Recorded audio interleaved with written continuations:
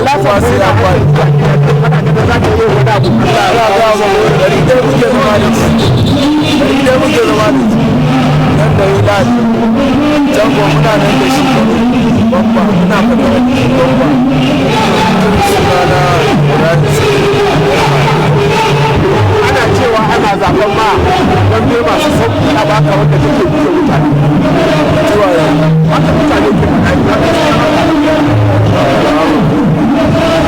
ya kowa ya sani ko da yana da kwai ko ba gida inda muna da kwai so za ka ce ba yana nasara da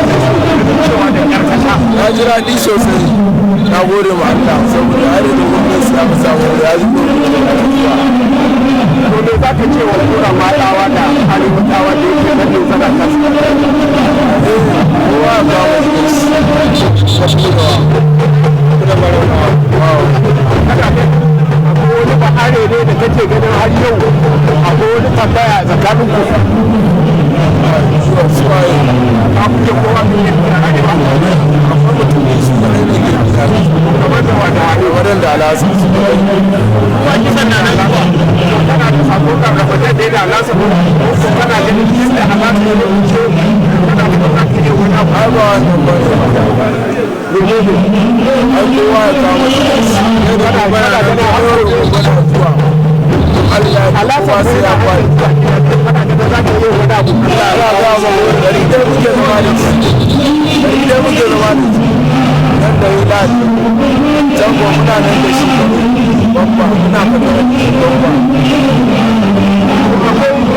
kuma na wanda yawa da suke gida a kowane magana da ce sun rama abin da aka yi na aka kwana da wajen roban da wanda ina nan ina jira akwai kuma matawa matasa mun da aka yi suke gida ta wuce ba ka ga ta ka da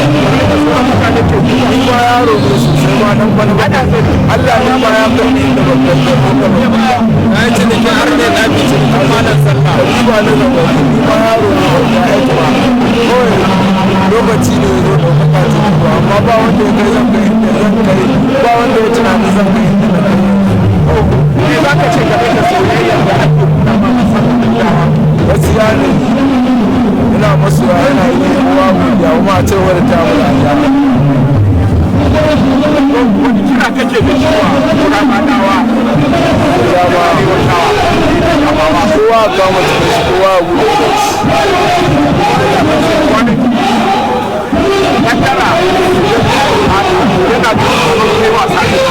kaddara abokin dambe na ne tun muna yara ya ga yanzu dan kwanta ya tsare shi ne da kama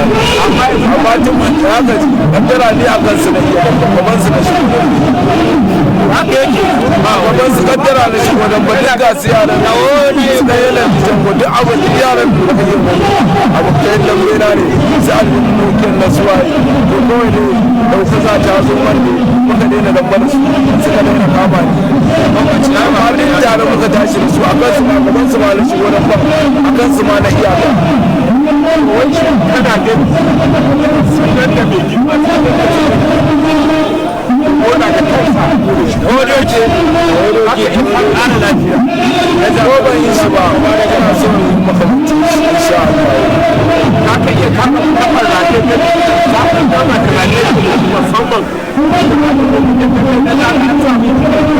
shi ne na gama ko ina Allah